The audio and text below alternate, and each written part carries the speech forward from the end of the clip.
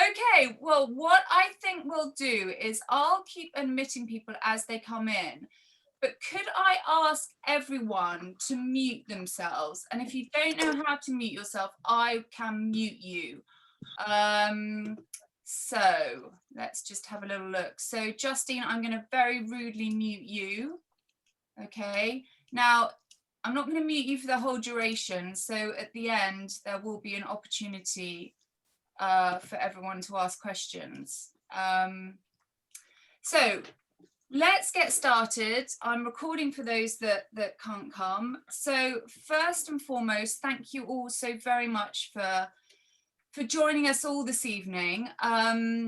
Just to let you know a bit of background as to how this whole sort of evening came about, I'm admitting people as we speak, is because I'm assuming that you, here we go, I'm just muting, sorry Sarah. I'm assuming that you either have young onset Parkinson's or you are here because you have a loved one or someone that you know that has young onset Parkinson's disease. So I was diagnosed, just to give you a bit of background, in March of this year. And it was slightly easier for me in that my mother had Parkinson's. So I was able to recognize some of the symptoms that I had through my experience of seeing her with her Parkinson's. Having said that, it was still a shock because I didn't think at the age of 30, I'm not 30, I wish I was, 46, that I would be told that I'm diagnosed with early onset. So it was still a huge shock. And actually, I had a DAT scan, which gave confirmation of my diagnosis. And then I received this letter in the post. And the reason that I've got this letter out is because I was quite shocked by this letter because it, confirmed that I am developing Parkinson's disease, etc., etc. And then I was sort of like, where's all the, where's the information of who I can call, and where are the lists of the charities, and etc., etc. So I'm sure, or I felt I was sure I wasn't alone in this situation, and thought, well, hang on a second, sorry, just trying to find who that is. Okay, if you're not on mute, can you mute yourself? Thank you.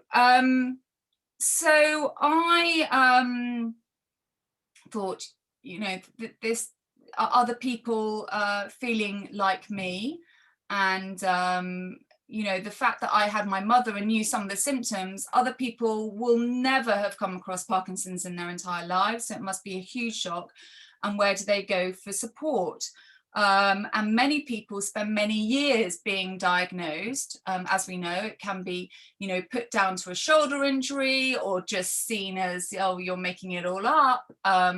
And many doctors don't recognize young onset because, most people get it in their 60s, etc. So with the help of Parkinson's Care and Support UK, which is the charity that I am working with, I set about to, okay, well, let's get in touch with some other people with young onset and see what they've got to say. So we have got some fantastic guests here tonight. I have got Shafaq Ali. Now, Shafaq is waving there. She is one of the most positive people I've met. She was diagnosed 2 years ago at the age of 40, so in 2019. She's a part-time NHS dentist. She absolutely loves her job, sings to her patients to help her vocal cords with the Parkinson's. Couldn't love her more for doing that.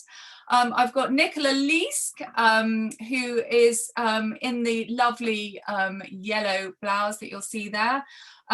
So similar to Shafak, Nicola was diagnosed in 2019 as well, age 49. And then I have Gaynor Edwards, and Gaynor was diagnosed at the age of 42. And as a result of being diagnosed, she took it upon herself to actually set up a charity. So she set up Spotlight YOPD, focusing solely on young onset, because she recognized the need in providing some positivity and providing some help to those that are diagnosed at a younger age. So without further ado, there is a huge amount that we can cover, and I think we've all got, particularly the three I mentioned, a huge range of subjects that they wish they had known when they were diagnosed, and hopefully they're going to share that tonight and provide you with some useful resources and help and support. So I've sort of split up. We've gone with a divide and conquer rule this evening. So we split up topics, so we're all going to talk about slightly different things. So the first person I'm turning to is Shafak. And I thought it would help if Shafak firstly told us a bit about her background. And secondly, two topics that she's going to cover are one, which is family concerns, which obviously is a huge thing, particularly at a younger age. You know, who do you tell, when do you tell, what impact and considerations is it going to have on other people's lives and your family, and relationships, marriages, partners, things like that, because obviously you're not only impacting, it's not only impacting yourself, it's impacting the loved ones around you, and it's quite something for someone else to take on board, particularly thinking about the future and, you know, are they potentially going to be your carer in the future? So I will stop yabbering and I will pass you over. So I'm going to mute myself actually, and I'm going to pass you over to. Hi. So as Vicky said, my name's Shafak. I was diagnosed 2 years ago in 2019, July to be precise.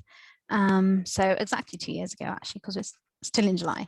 So it was, unlike with Vicky, we have no family history of Parkinson's disease at all.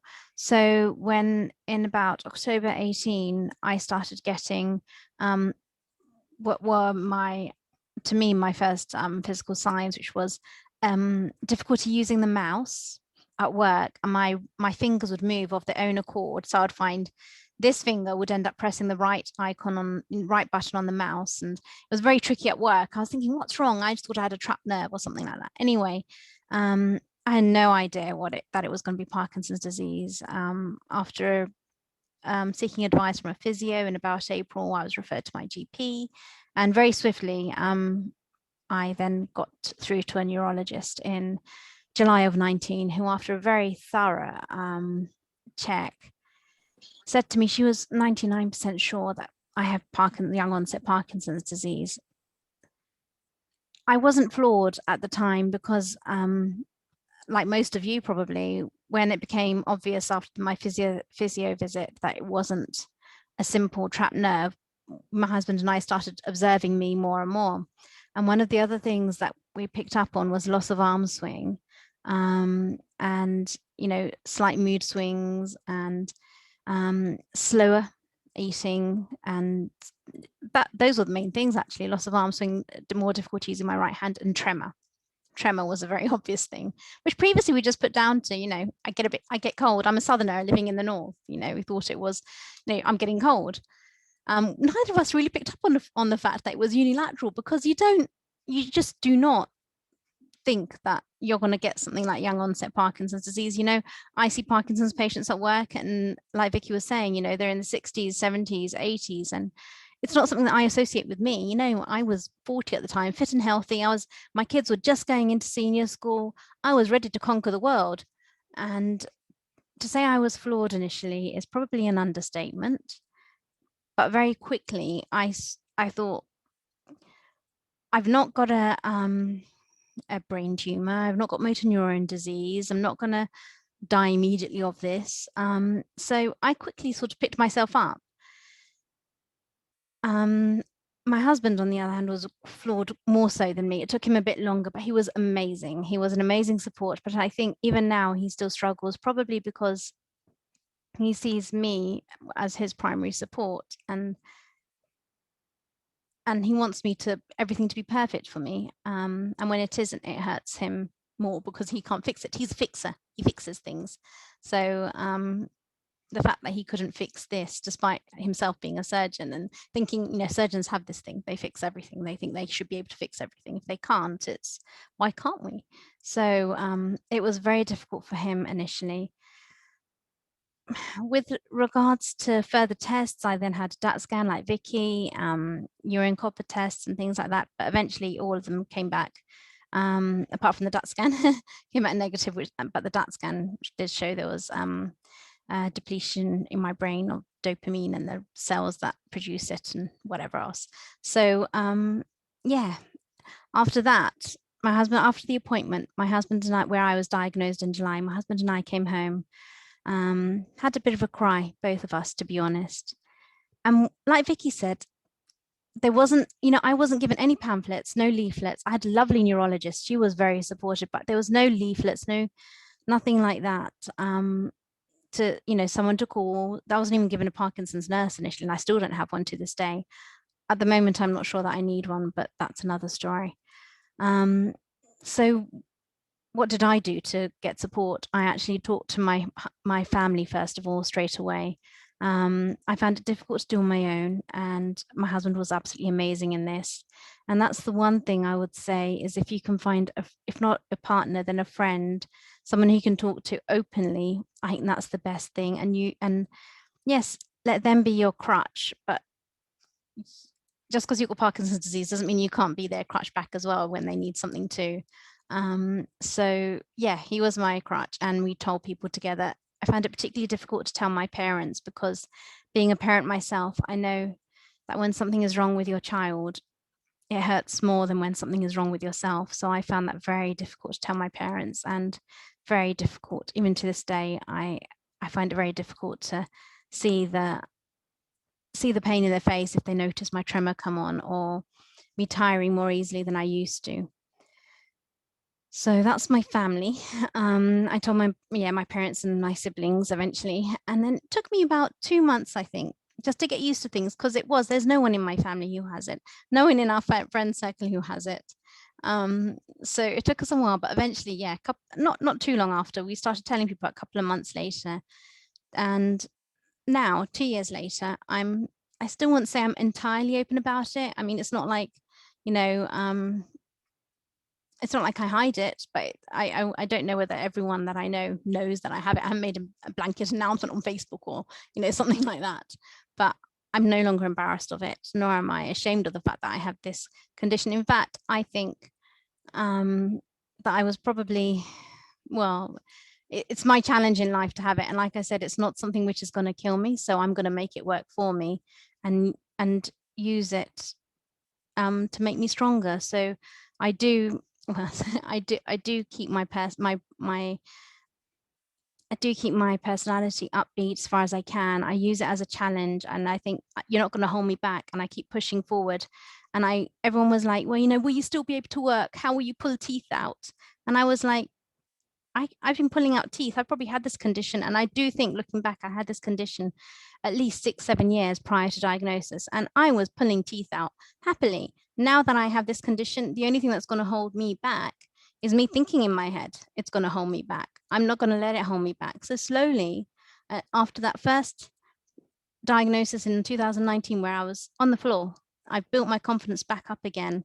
And I think that's the difference in young onset Parkinson's disease. Our condition isn't as fast progressing as older onset Parkinson's disease. We can help control it a lot, as Vicky's probably going to talk later on about, with exercise and things like that. And we can, it is to a degree mind over matter, in that if I let myself be held back by the fact that I have Parkinson's disease, I could give up my dentistry tomorrow and say, no, I can't do it. I have a tremor. I don't have a tremor when I take medication. I don't have a tremor when I do my exercise.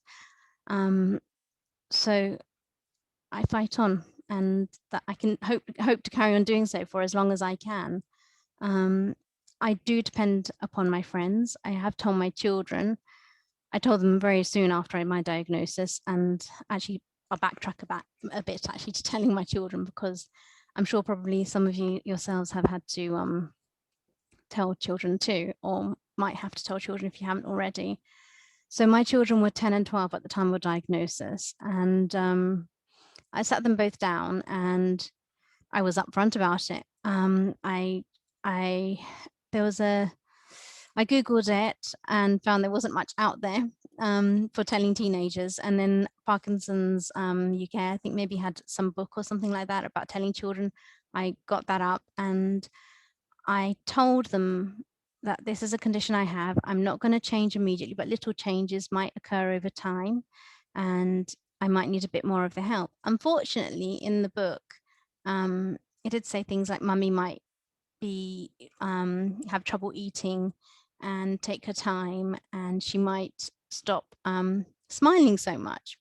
And that really upset my son, my younger son especially, because I smile a lot and and he likes my smile. And looking back, I probably wouldn't have used a resource like that. And I do think we need more resources out there for telling children so that they don't have to resort to Google. He does now, actually, as a consequence of probably the way I told him, worry about me choking at meal times and things like that, so which I don't. But if I begin to just cough a little bit, he's like, "Mummy, are you okay?" So I do think it has had an anxiety-inducing effect upon my children. But life makes children anxious. Coronas make children anxious. So I'm just trying to be as supportive as I can to them now. We are very open. I don't believe in secrets. I don't believe in hiding if I'm having trouble. I am open. I say I'm having a bad day. I say I need to go to sleep. Don't talk to me, I'm in a foul mood. Or I'll say, look, I've got loads of energy today. Let's go out and get all these things done, because otherwise tomorrow we don't know what I'm going to be like. And they're fine most of the time. But yes, they do have moments where they're not fine and moments where they worry. My tremor, when it begins, does upset them. They do, they are more helpful though. And I think that there's a positive there as well, because they have, unfortunately, yes, they've had to grow up a little bit because mummy's unwell. And I don't like that phrase, unwell. I have a condition. I'm not unwell. I just have a condition. I'm not any less of a human being. So yeah, I have a condition, and for that reason, they do help me, and they have grown up a bit more. They have become more sensitive, and I think that's important. Shafak, just to interrupt you slightly, I think you've raised two really important points. Thank you so much, because it was so interesting, and you're such a positive person. And I'd like to ask Nikki and Gaynor just in a minute, but the 2 points for those listening, I think that Shafak's raised is one, she's been open with her children, and I would say that the generation, such as my mother's generation, they weren't, they kept it all bottled in, which must have been very stressful. And I think we're of a generation where we do talk openly. You might not want to tell the world, but I think it can help to tell, as Shafak said, just if you haven't got a partner or a loved one, tell a good friend, because it does help to release it. And being open with your kids, I think, well, that is great. And having that one friend. But Gaynor and Nikki, in your experience, I am going to open it up to everyone at the end, but just on that point of families' concerns, who to tell, and relationships, etc. Have you got anything that you'd like to add that you wish you'd known, or things? Because Shafak's highlighted clearly the resource haven't been there, and the video. I mean, I told my kids a different response. They were delighted I wasn't pregnant. I didn't have the tears. But I think, there we go. It's just a different response. So I'm just going to unmute Gaynor and Nikki. Are you unmuted? Nikki, have you got anything that you'd like to add? Yeah, I mean, on the point of telling the children, I mean, we gave it some time to sort of sink in, but we didn't leave it too long, because obviously they pick up on the fact that something's not right. So we just called them into the bedroom. We were really calm, and we just said, Mummy's got a condition. We didn't actually at the time use the word Parkinson's, because although I didn't want to hide anything from them, I didn't want to go straight in with the Parkinson's word and then go and Google it and get really worried. So we just said it means that Mummy's going to slow down a little bit. I might need some more help with the hoovering. Mummy's back's going to get a bit stiff. But you know, that we didn't really scare them. It was just a case of it's not a great condition to get, and it will get worse over time. And they kind of, I think because we were very relaxed and we seemed okay, they were okay. And it was only my elder son, who was 17 at the time, that said, "Mummy, is it life-threatening?" And I said, "No, it's not." And I think that that's all they wanted to know.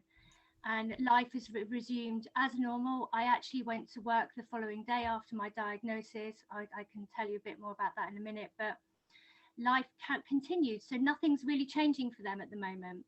But now, as time has gone on, we talk about it openly, and I use the word Parkinson's, but it's okay because they see that I'm okay. Yeah, that's really encouraging. Thank you for that.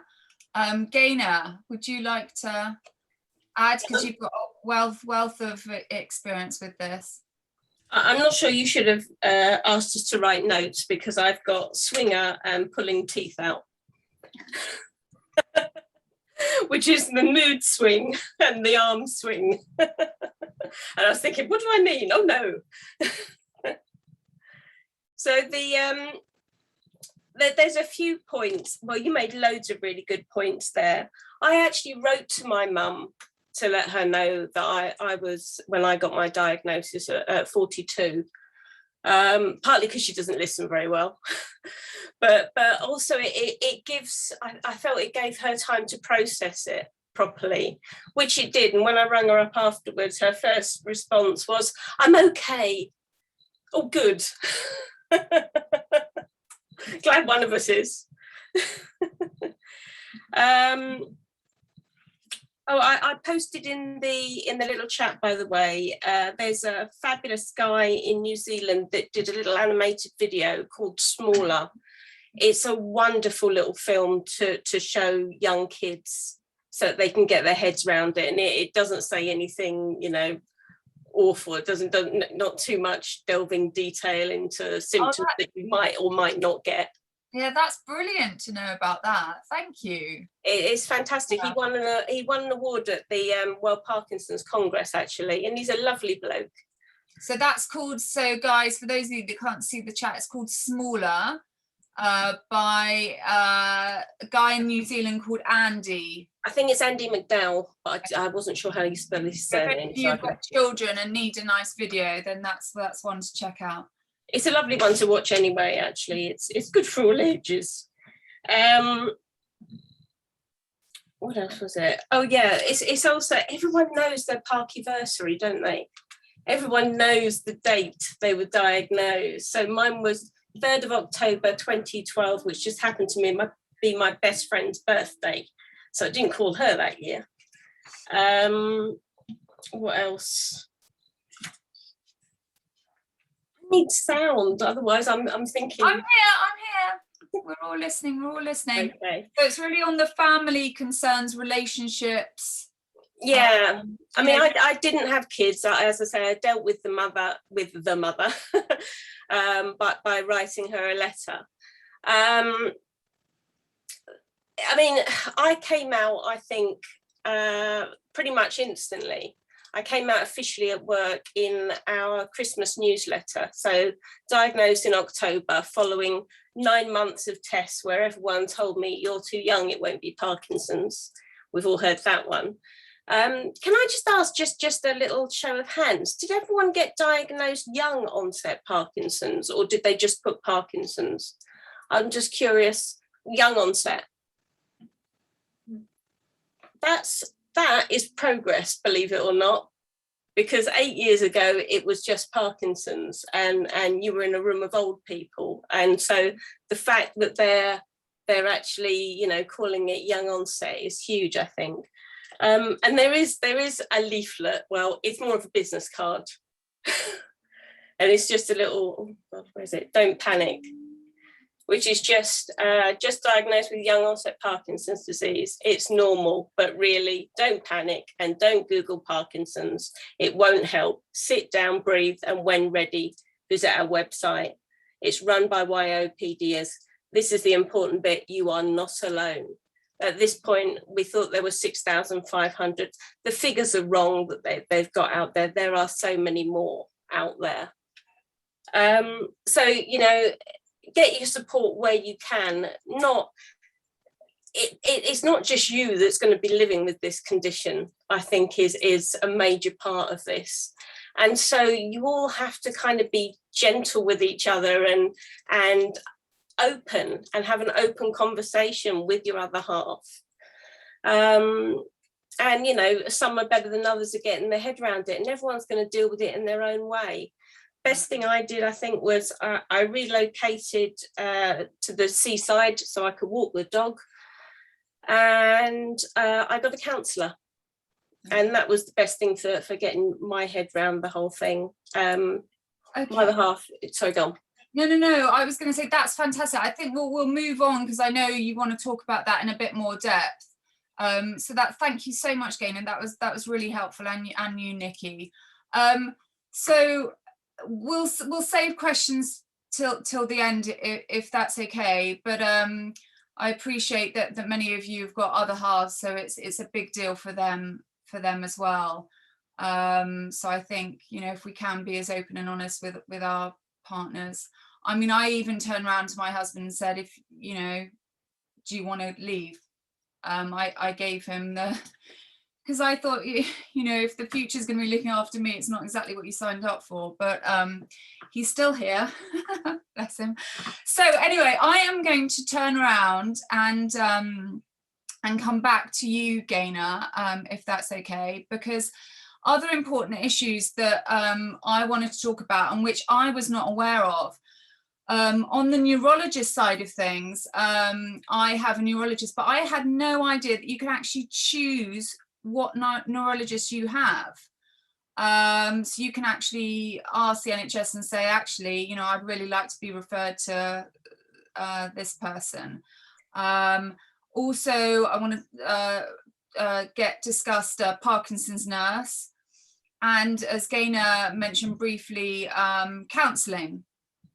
You know, obviously a lot of you may have come under a lot of stress, trauma, so what counselling is available, and I would like to talk about that as well, because certainly Parkinson's Care and Support do offer some amazing free counselling. So Gaynor, if I hand back to you just to talk about the neurologist. Yeah, absolutely.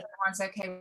I mean, it's not so much that you've got free reign and you can choose whoever you want. I think, you know, if the one that you're given is fine, then that's great. But you have every right to ask for a second opinion. You have every right to do your research on your neurologist. I mean, you know, you might have struck lucky and you'll have a great one anyway.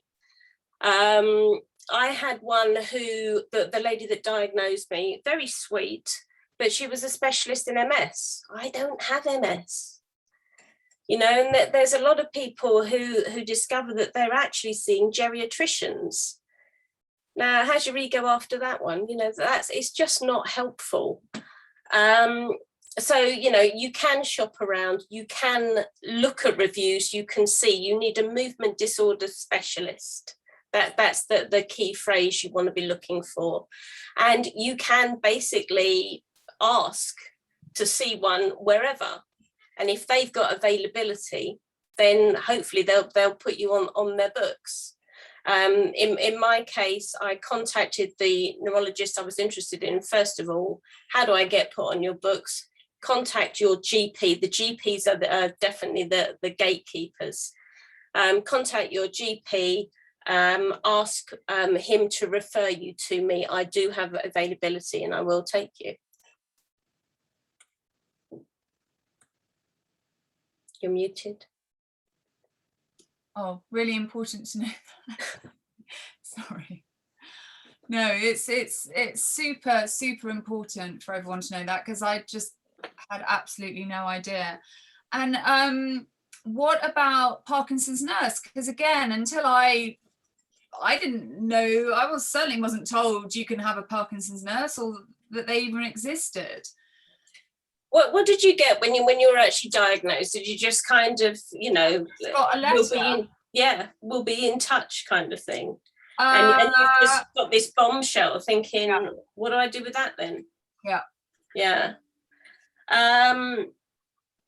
Yeah, Parkinson's nurses are fantastic in the main, absolutely fantastic. If you get a good one, you get one at the right time. They're brilliant because they see things, you know, it's learnt experience. They've seen it in so many other patients and they share that knowledge. We're very truthful with our Parkinson's nurses, whereas not so truthful with our neurologists. We tend to want to put on a bit of a show for them. A friend of mine, he's a neuroscientist, and he when he does a talk for student neurologists, he said the thing that you need to remember is we lie and you don't listen, which is, you know, it's a massive thing, because how are you? Fine. You're not fine. Yeah. Ask them what you want to know. Yeah, that's a very important point. And if anyone says, by the way, is it all right for you to still drink? It is, especially red wine. Cheers. Shafak and Nikki, on that point of Parkinson's nurse and neurologist, have you both got a Parkinson's nurse, and did you change neurologist? So you're, you know, have you got a good one? Is there any advice on that front that you'd like to share? Shafak, I'll go over to you. Okay, I was waiting to see you two go first. I don't have a Parkinson's nurse. In order to acquire a Parkinson's nurse, I would have to switch my neurologist. I live between two counties, just at the border edge of one county and edge of West Yorkshire and beginning of South Yorkshire. And I go to a neurologist in South Yorkshire. In order for me to have a Parkinson's nurse, I would have to switch to the hospital near us, which is in West Yorkshire. But I've researched the neurologists there, and they seem fine. They seem lovely, but my neurologist seems lovelier. So I'm sticking with her at the moment and foregoing the Parkinson's nurse. That's a hole in the system. I don't know whether other people have fallen into that hole where unless you're within a certain parameter of the hospital where your neurologist works, you don't get a Parkinson's nurse. So I'm not sure I'm missing out though, because I've got such a good support network, and my neurologist is there at the end of an email as soon as I drop her an email. Yeah, I mean, that's pretty amazing. Gaynor, you raised your hand. Yeah, sorry. I think they operate differently according to your you know, the area that you're in. So some of them are based in office wherever your consultant is. Others are out on the street. So it's like different policy, and this is your postcode lottery, alive and well, unfortunately. And sorry, Nikki, I just muted you, my mistake, sorry. Nikki, how about you? What have you found your neurologist is useful, and do you have a Parkinson's nurse? Well, my route was slightly well, fortunate in the beginning, in the sense that my parents, they're divorced actually, but they both clubbed together and paid for me to go privately. And I was recommended a neurologist in the local Nuffield, and he was the Queen's neurologist, so I thought he'll absolutely do for me. Because I think, you know, you hear so many stories about Parkinson's being misdiagnosed, it taking such a long time on the NHS, so many tests to go through. And I was already at a point of, I was so stressed because I knew I had it. I knew deep down I had it. And I just wanted to know. I didn't want this mammoth wait. So I was really pleased. I was diagnosed within, not pleased to be diagnosed, but obviously pleased at the speed it took to be diagnosed within 8 weeks. And at that, so I had to pay and go and sit in front of him, and he gave me the diagnosis and the letter at the time. And he said to me, you will have a dedicated Parkinson's nurse now for the rest of your life. And that kind of made me feel a bit like, oh gosh, I'm going to have my own nurse for the rest of my life, because you of course never get signed off. But there was a bit of a delay because I then went back into the NHS system. So I basically came home with nothing but this letter and no information, nothing at all.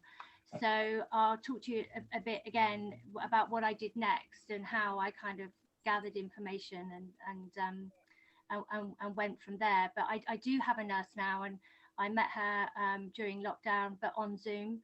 And I've met her once in the hospital, and she's absolutely fantastic. And I just feel so, like Gaynor said, that, you know, the knowledge that they have is second to none, because they're dealing with hundreds of people, and we've all got similar symptoms, but also all very different symptoms, and what they know is just, you know, priceless, really. Yeah, no, that is super helpful, because I'm learning stuff, you know, here. It's very helpful. One thing I just wanted to mention, just on the mental health side of things, with you know, people experiencing the stress and trauma, there are some free resources available, and I'm sure there are many, but the resource that that I'm aware of that is fantastic is a free resource through Parkinson's Care and Support, which there is a dedicated mental health support hub, which offers 3 free therapies. So it offers cognitive behavioral therapy, so 3 CBT therapy, and also specifically for young onset, acceptance and commitment therapy. And I think that's a really important one for everyone to know about, because sometimes days I think I've accepted it, and then others, you know, we're all young, so in the prime of our lives, we've got work, we've got family, so sometimes you forget about it, and suddenly you're like, oh, so I don't know if I have accepted it, but there is this free support available. You just head to the Parkinson's Care and Support website, and you can access that. Okay, so it's Parkinson's Care and Support. What I will do, I'll email you with the link, but it was in the Eventbrite link. But I think that is a really good resource to know about. So just moving on, again, we can chat more at the end, but there is a lot to talk about.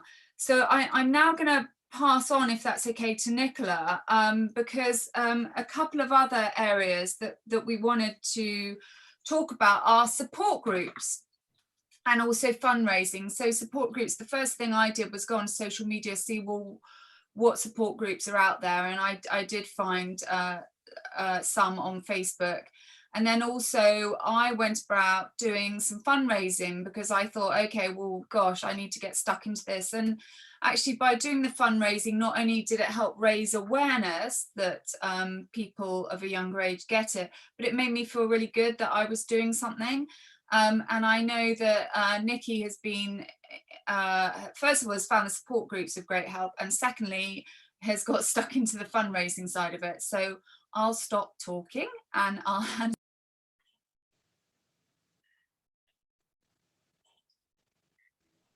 Hi everyone, hi.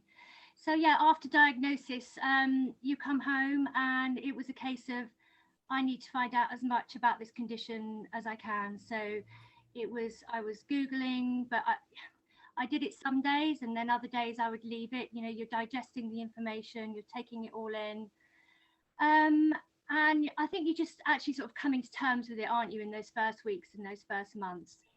And the thing that goes through your mind, I think, predominantly when you're diagnosed, is how am I going to tell everybody else? Because I think, like you, Vicky, I'm very open. I didn't want it to be the elephant in the room. This is a condition that is very much now part of me. It is going to change me over time, and I'm not going to be able to hide this. So the sooner I share this with everybody, that's going to lift quite a weight off my shoulders. So I was diagnosed in June 2019 at 47, so similar to you, Shafak, as well.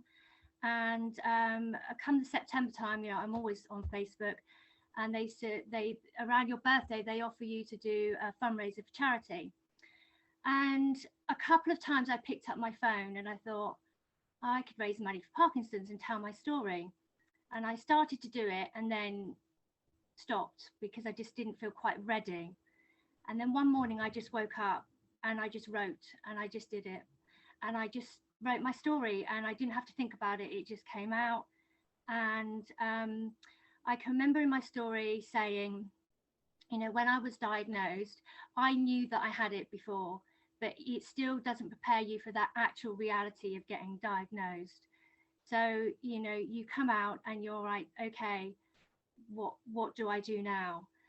So I think for me, it was really about a chance for me to tell everybody that I had it without having to have this conversation a million times over.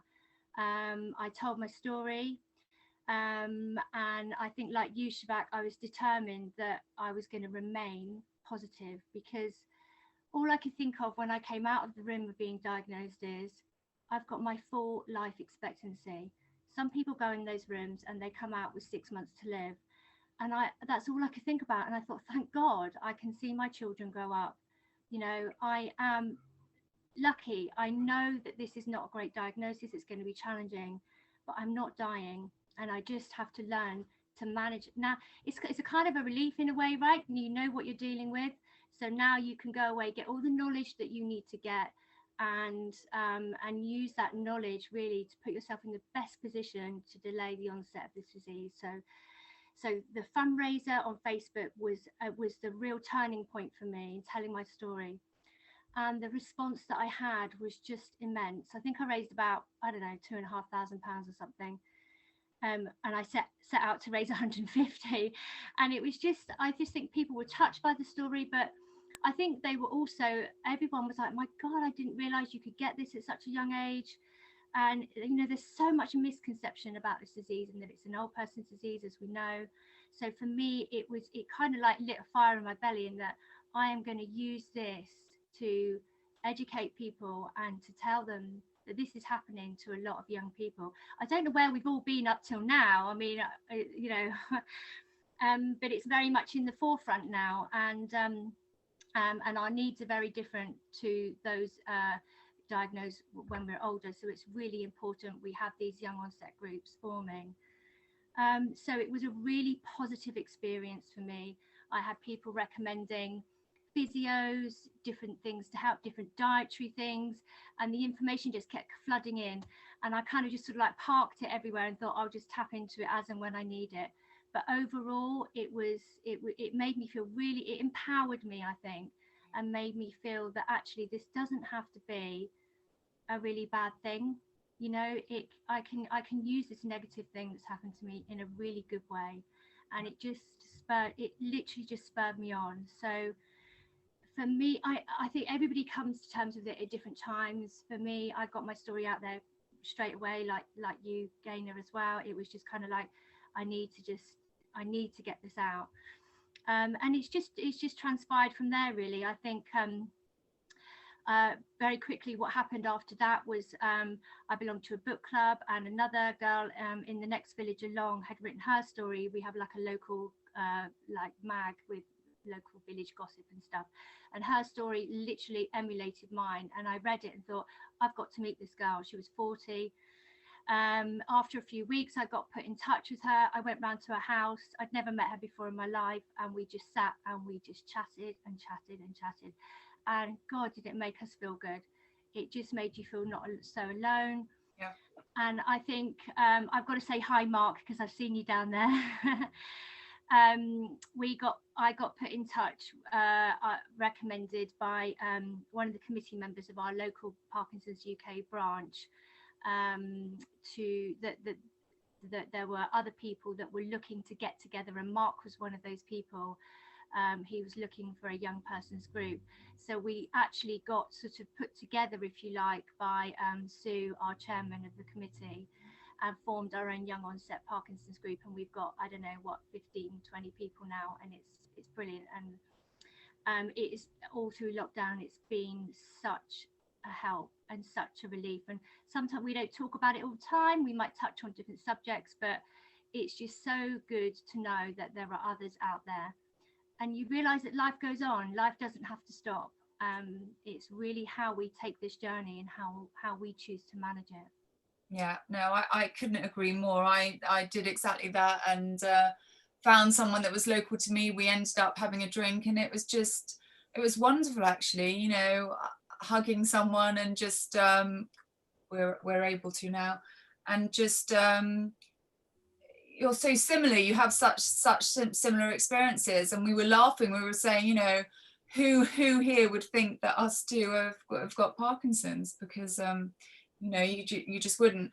Nikki, are there any specific Facebook groups or any groups that people here could look up? I mean, I've come across a few. Are there any, or Gaynor or Shafak, that you've come across that might be useful for others to join?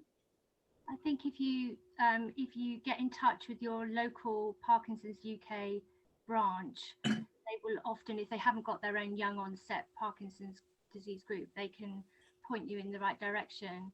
I mean, ours has been recently formed, but I know in Surrey, for example, there are already 3 groups already existing.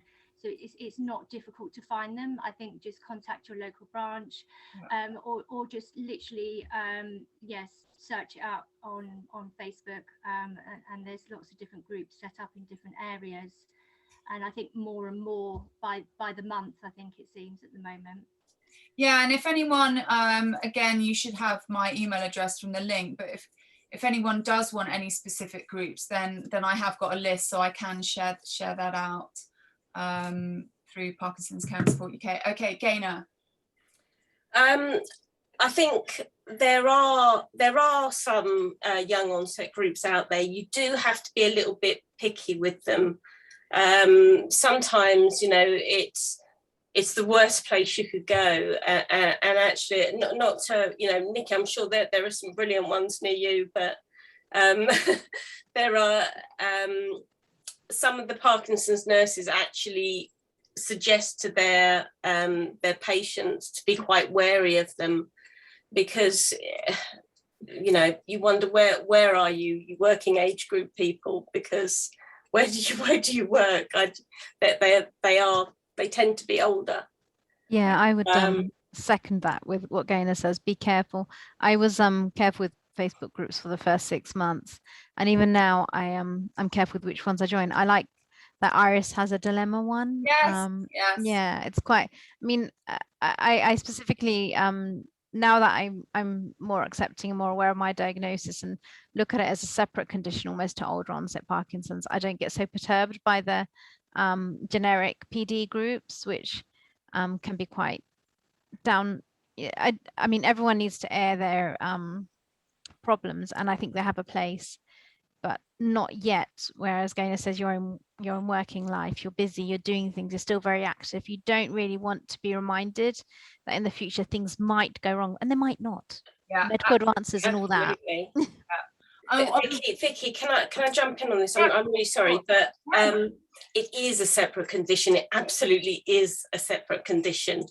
In fact, it's many separate conditions. You've got Parkinson's, one big umbrella, young onset, an umbrella within it. That young onset is going to be divided up into possibly 40 genetic types. And that's the golden egg for us. Because actually, if you work out what your genetic type is, it's actually something concrete to work on. At the moment, I think they've identified something like 6 or maybe 8 genetic types. There's many more out there, and they are finding them because genetics is coming into its own now, and it's all part of individual medicine, individual healthcare. But it is a separate condition. Yeah, no, I think that's a really, really valid point. Thank you for that. If just something I've thought of doing, if anyone is interested in finding other people with the young onset, you know, close to them, then do let me know, because I'm, you know, I can look into that and get you in touch with people. So now it's your opportunity. We've covered some issues there. There may be issues that you want to discuss. So who's going to be brave? Has anyone got any questions? Does anyone want to share their stories or ask anything? And if you don't, I'm going to have to pick on you. David had his paw up earlier. Yeah. David! I'm like that. Okay. Well, I was actually waving at somebody walking by. Yeah. But now I'm here. I'm David. I'm 45. I was diagnosed in November last year. 44, obviously. I'd had health stuff over the past 5 years, but nothing that, when I look back now, it makes sense. But at the times, it was just individual things that didn't lead to Parkinson's, basically, or give me an idea. So when I was told, I was kind of like, I think I'd say it broke my heart when I was told. Yeah.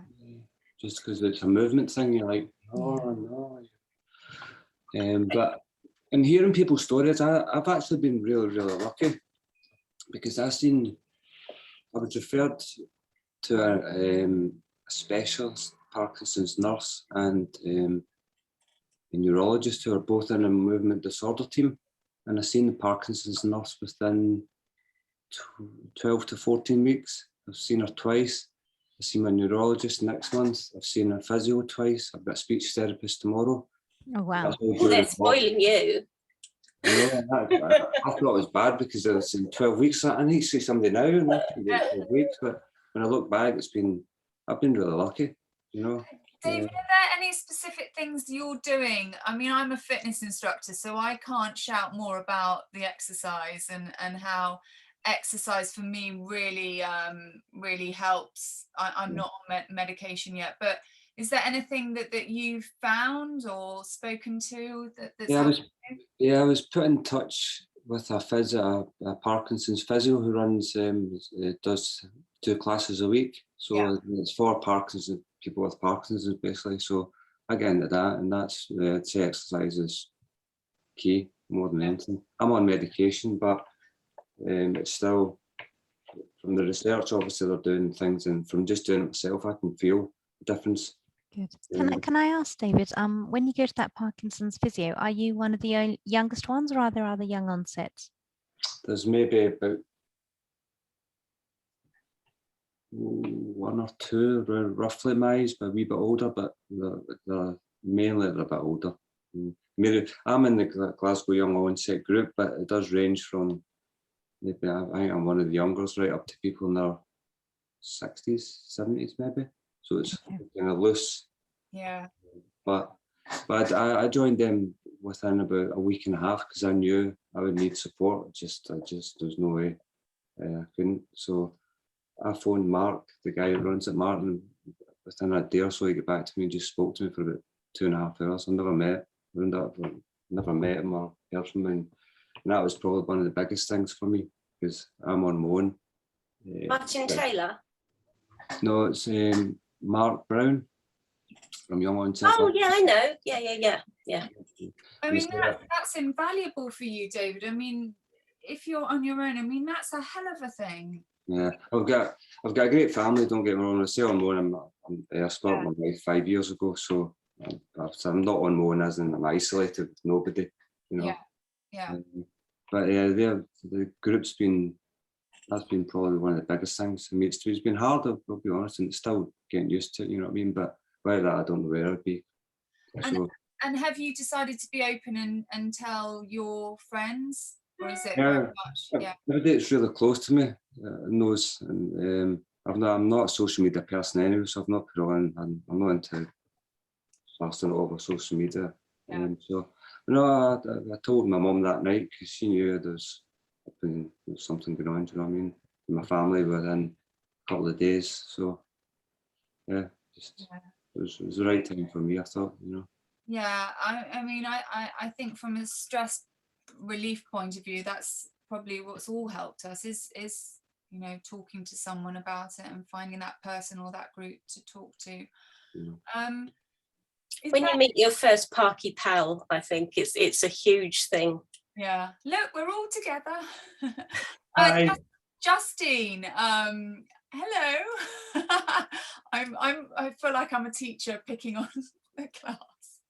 Hang on, I'm just going to ask to unmute. I haven't met you before, and thank you so much for coming along tonight.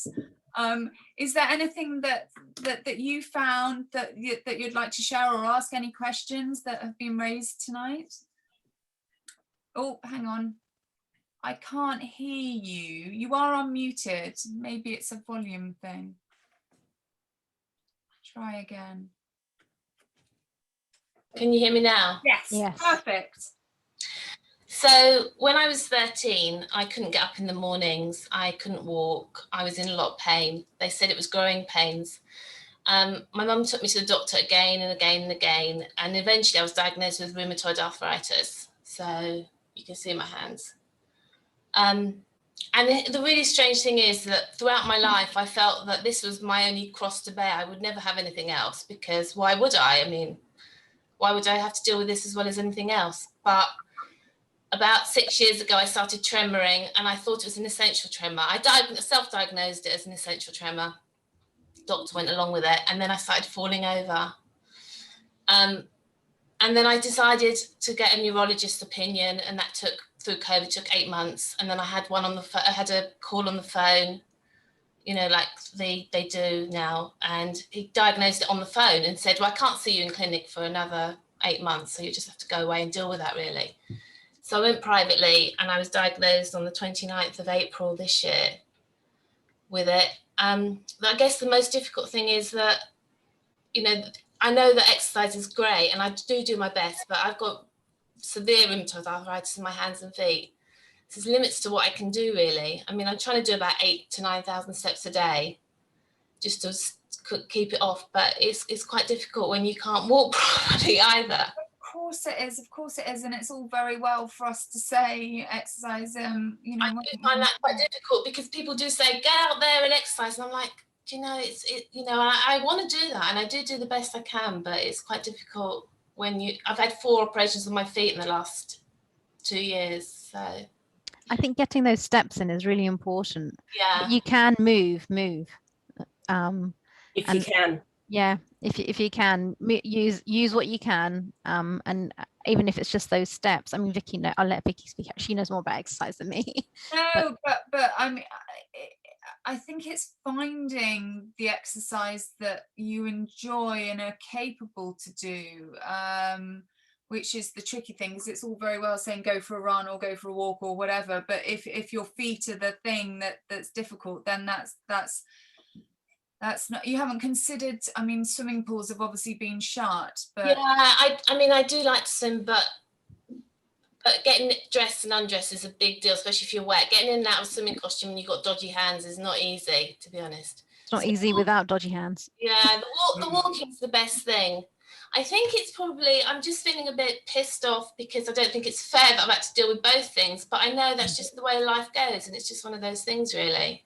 Can I recommend trying, have you had any help and support to be able to talk about it? Because I'm just wondering if this cognitive behavioural therapy, if this mental support hub might help you. Yeah, it might do. Generally, 9 times out of 10, I'm a positive person, like the rest of you. You get on and you do it, and I put it back on my mind, and I don't want anything to define me as like she's the one with arthritis or she's the one with Parkinson's. I don't want that, so I just get on with it.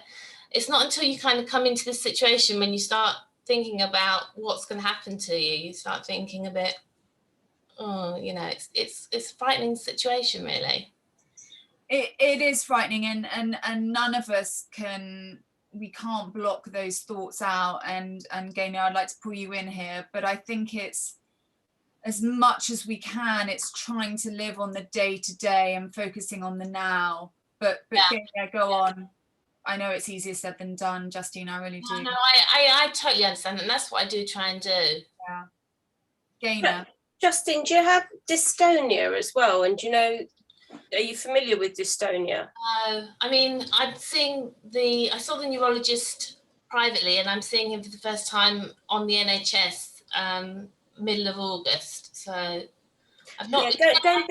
Yeah, I haven't had any scans or anything. He literally diagnosed me walking from the waiting room to his office. Okay, I would request a DAT scan. Yeah. Because why not?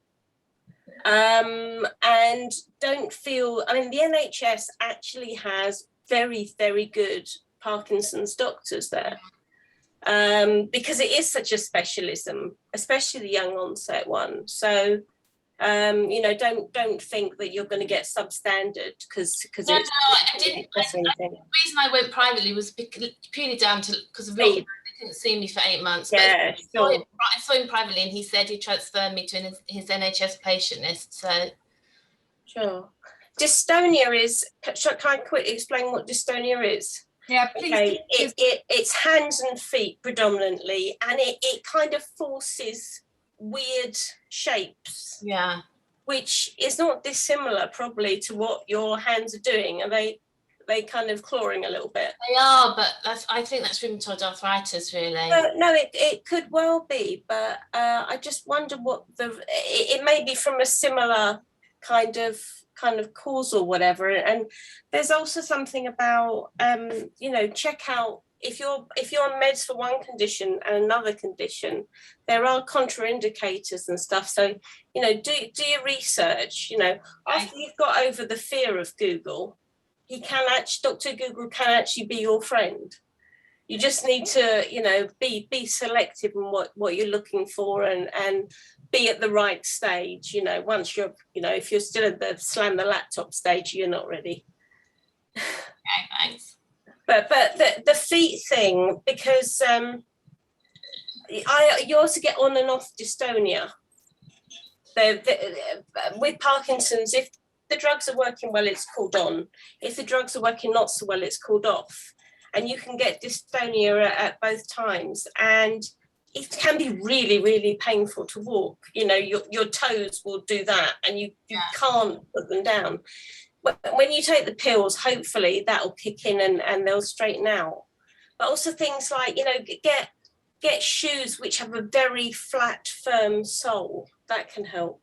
Yeah, I mean, the thing is, I've had 4 operations on my left foot just to straighten my toes out because of the arthritis. So this is why I probably, for a long time, I thought when I was walking with difficulty, I was stiff. My husband kept saying, "Why are you hunched over? Why aren't you moving your hands?" And I thought it's all the operations I'd had. Yeah.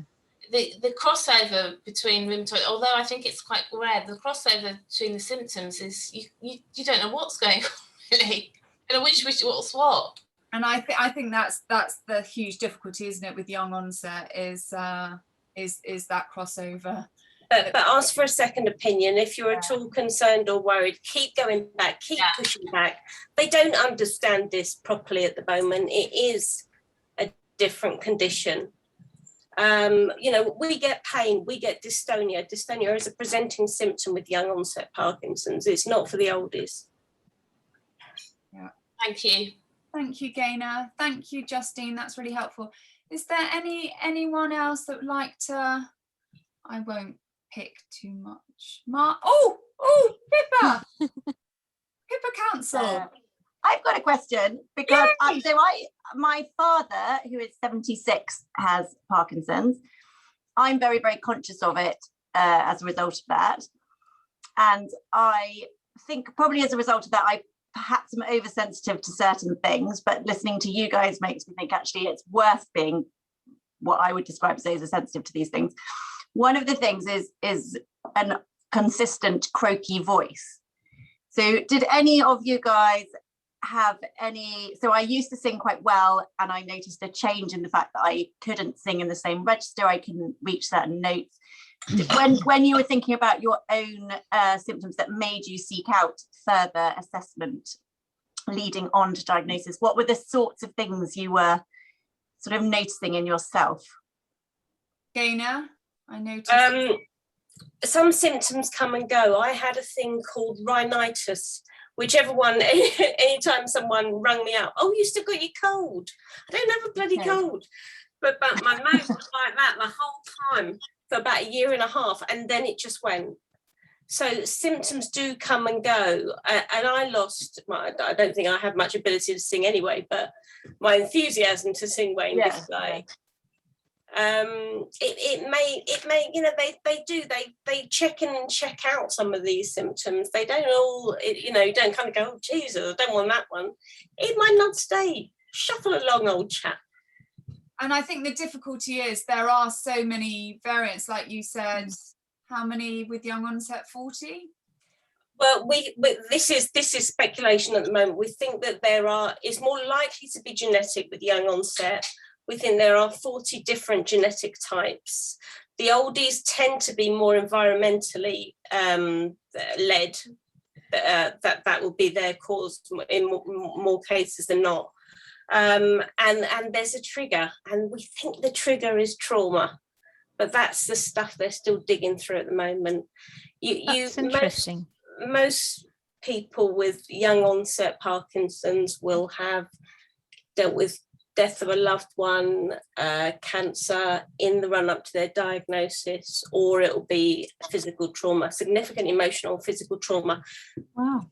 Anecdotally, this is. Can I ask for a show of hands, just anecdotally, so to speak, in this group, who has had trauma, death of a loved one, or something like that prior to their? Hey, that's my case. I find it fascinating because my mother had Parkinson's, and yet the neurologist asked for me to get a blood test to see if it was hereditary for me, Pippa. And actually, my mother and grandmother had Parkinson's, and yet the blood test has said that you don't have the gene, you haven't got the hereditary gene to pass it on to your kids. You haven't got that gene. I haven't got that gene now. So maybe you have another gene that they've yet to discover. Exactly. But the thing I find fascinating is looking at my mother's life. I think she suffered trauma. I won't talk about it openly, but I definitely think it was stress that brought mine on. Definitely, rather than hereditary symptoms. And purely hereditary. Okay. Yeah. But that's not up to you. It's so no, that's a brilliant answer. There's so many symptoms I think that people can get. Loss of smell is another one that I've had. Is anyone else? I actually asked when I first had my phone consultation with the neurologist in March. I said to him, could this be brought on by trauma? Because I felt I had a traumatic experience. And it started really shortly after that, the tremoring. And he said, absolutely not.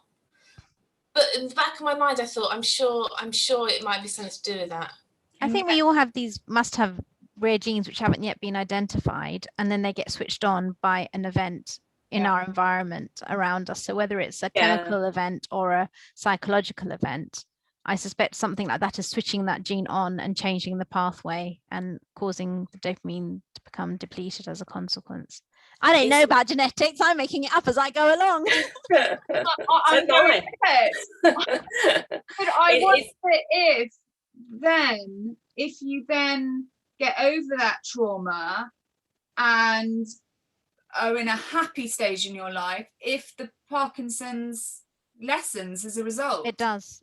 Now that has been shown scientifically. That has been shown that when you're in a less agitated state, your symptoms are less symptomatic. Your symptoms are always better on holiday, for example. In fact, they go usually.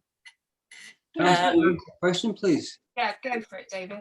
I'm seeing you're saying prior. Were you talking immediately prior, within a short frame time? Because I was thinking trauma further back.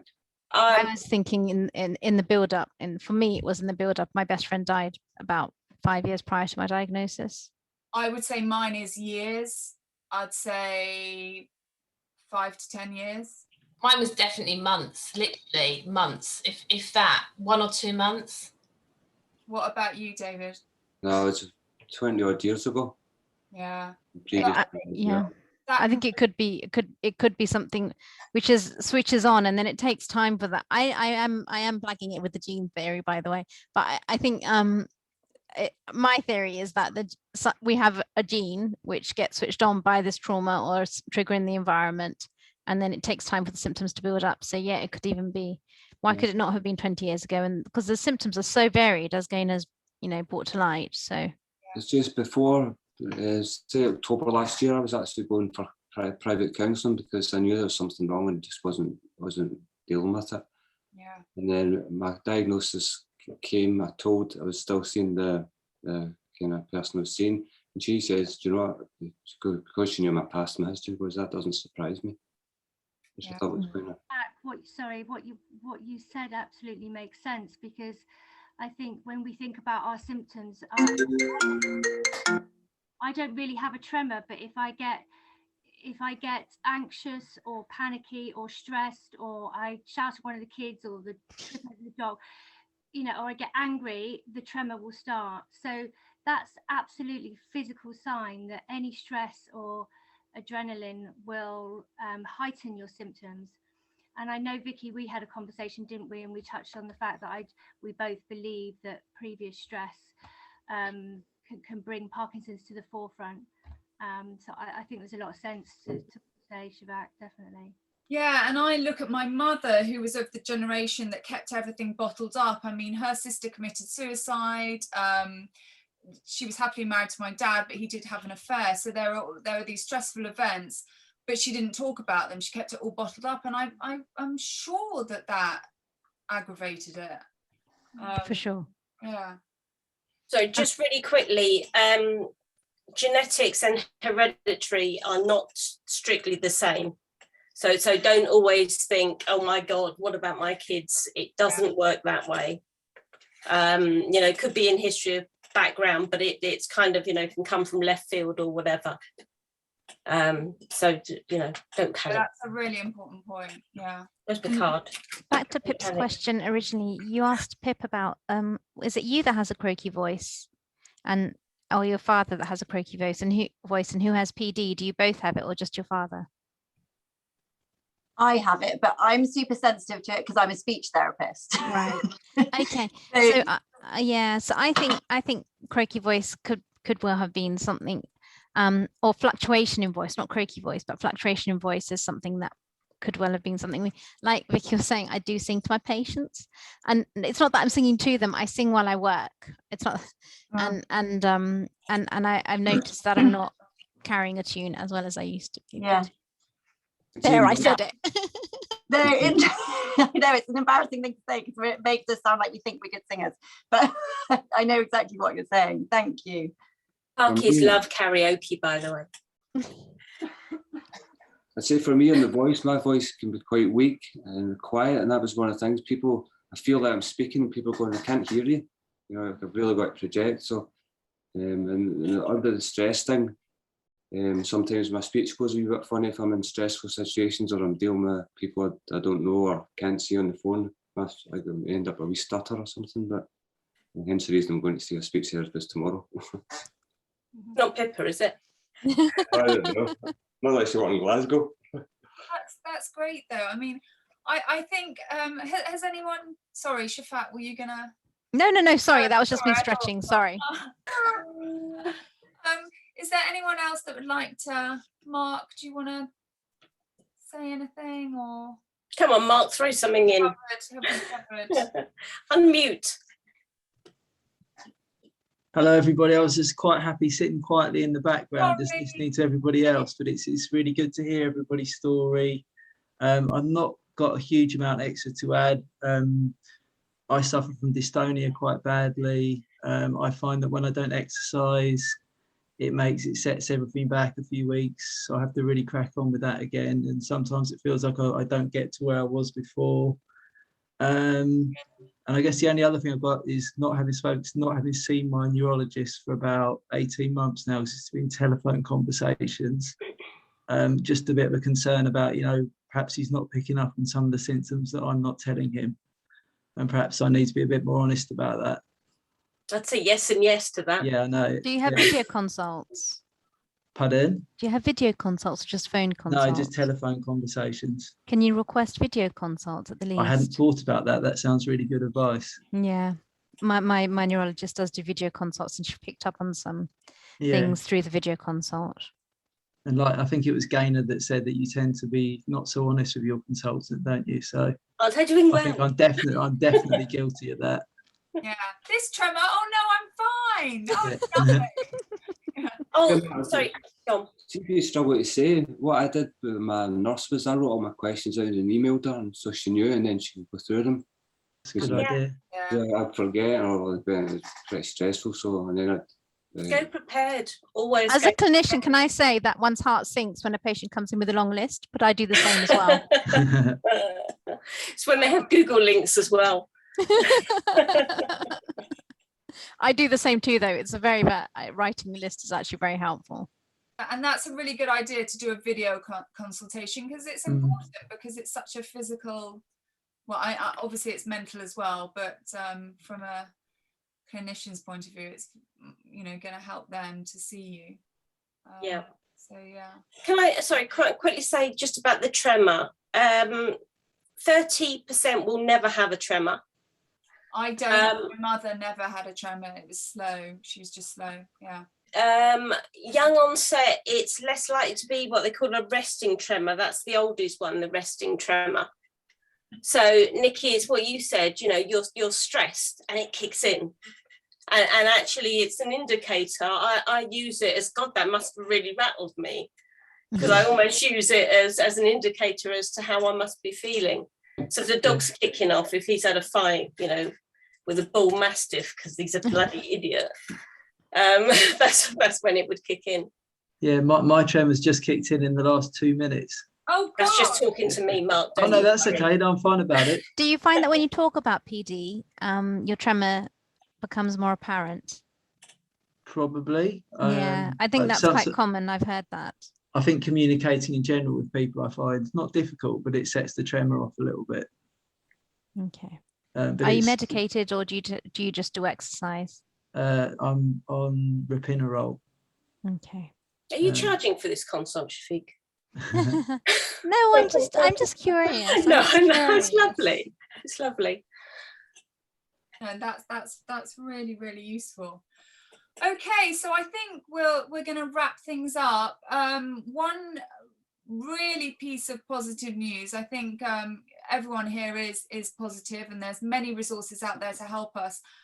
There's also a centre being built at the beginning of next year. So it's Parkinson's Care and Support with the University of Kent, and they're building a purpose-built Parkinson's Centre at the university. And it's going to have anything and everything to do with Parkinson's. So not just exercise classes, physios, it's going to be anything that you could think of in one building, because I think that's also the problem, is that we have to go here for one thing, there for another, there for another, there for another. And there are some amazing developments. So with the success of that, that's then going to hopefully be rolled out throughout the UK, and other centres will open. It's the first of its kind in the world. So there are some really good things being developed all the time. What I will do is I will send you all a link to this video if you feel so inclined that you want to watch it again or skip to bits. Got my contact details, so if there's anyone here that you want to meet up or speak to again, then we can do that. And I hope to do other webinars sort of each month. August might be a dodgy one because obviously people are away, but coming September, just to keep the flow and talk about other issues. But I want to say a huge thank you. Thank you so much for coming, because there's nothing worse than putting something on and no one turning up.